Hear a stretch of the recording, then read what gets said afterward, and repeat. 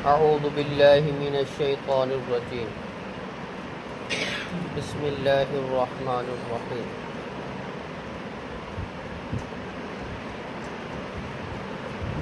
قرآنا Arabia, قرآن عربی زبان میں، غیر ذی عوج، اس میں کوئی ٹیڑھ نہیں، لعلہم یتقون، شاید کہ وہ متقی بن جائیں، پرہیزگار بن جائیں۔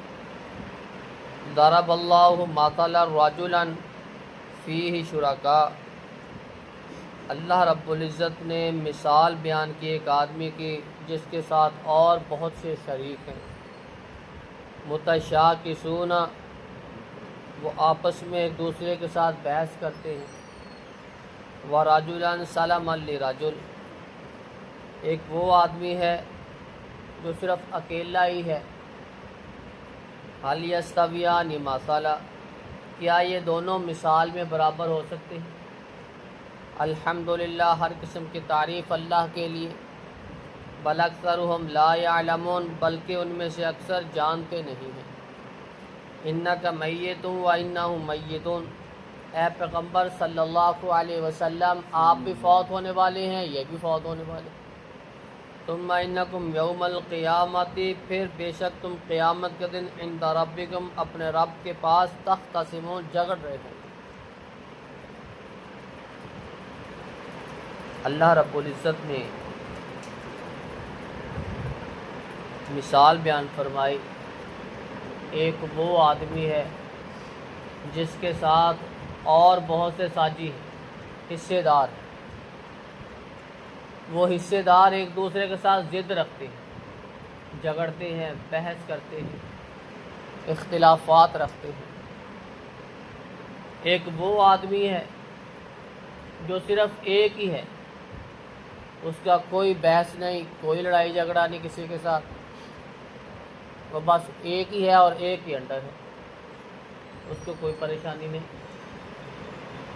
کیا یہ دونوں برابر ہو سکتے ہیں؟ ایک اکیلا اپنی منمانی، اپنی مرضی، اسی کے جو ایک ہے اسی کے تابع، بس وہ جو کہتا ہے ویسے کر لیتا ہے۔ ایک وہ ہے جو کبھی ادھر جاتا ہے، کبھی ادھر، کبھی اس کو، کبھی اس کے ساتھ بحث، دونوں برابر نہیں ہوتے۔ شرک کرنے والا اللہ ایک ہے، اس نے ہمیں پیدا کیا، عبادت صرف اسی کی چلنی ہے، حکم صرف اسی کا ہونا ہے۔ جو بندہ اسی اکیلے کی عبادت کرتا ہے، اسی اکیلے کا حکم مانتا ہے، اسی کے احکامات کے مطابق زندگی گزارتا ہے، ایک وہ آدمی ہے۔ ایک وہ ہے پیدا اس نے کیا، لیکن اس نے ساتھ کچھ اور بھی بنا لیے کہ یہ بھی دیتے ہیں، وہ بھی دیتے ہیں، یہ بھی عبادت کے لائق ہیں، اس کے آگے بھی جھکا جا سکتا ہے۔ وہ اللہ کے ساتھ اوروں کو بھی ساتھ بنا لیتا ہے، شریک کر لیتا ہے۔ کیا یہ مواحد آدمی اور مشرک آدمی برابر ہو سکتے ہیں؟ کبھی بھی نہیں ہو سکتے۔ حل یستویان مثلا، یہ دونوں مثال میں برابر نہیں ہو سکتے۔ توحید والا اللہ کا پسندیدہ، مشرک اللہ کا ناپسندیدہ۔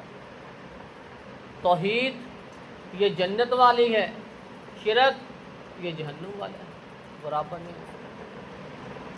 انک میت و انہم میتون، اے پیغمبر صلی اللہ علیہ وسلم، آپ بھی فوت ہونے والے ہیں، یہ بھی فوت ہو جائیں گے۔ یہ مشرکین، یہ لوگ آپ سے بحث کرتے ہیں، اختلاف کرتے ہیں، آپ سے جھگڑتے ہیں، آپ نے بھی چلے جانا، انہوں نے بھی فوت ہو جانا۔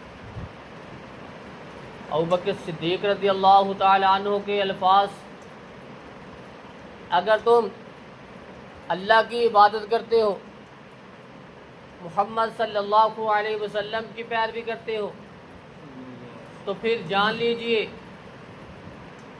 ان محمدن فقد مات، کہ محمد صلی اللہ علیہ وسلم فوت ہو چکے، آپ اس دنیا سے جا چکے ہیں۔ آپ کا وصال ہو چکا ہے، آپ کی وفات ہو چکی ہے، اس میں کوئی شک نہیں۔ ان کی جو قبر کے اندر زندگی ہے وہ کیسی ہے وہ اللہ رب العزت جانتے ہیں، ہمیں اس کا علم نہیں۔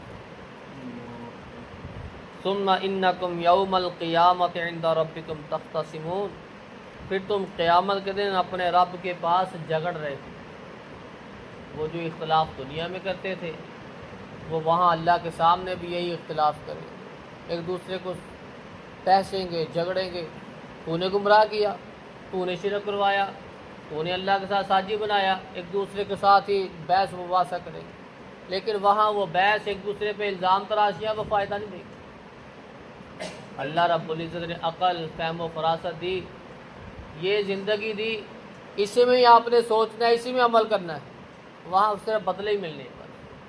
اللہ رب العزت سے دعا ہے کہ اللہ رب العزت ہمیں جو اللہ نے عقل، فہم و فراست عطا کی اس کو سامنے رکھتے ہوئے قرآن و سنت پہ غور و فکر کر کے توحید والی زندگی اپنانے کی توفیق عطا فرمائے۔ سبحان ربک رب العزت۔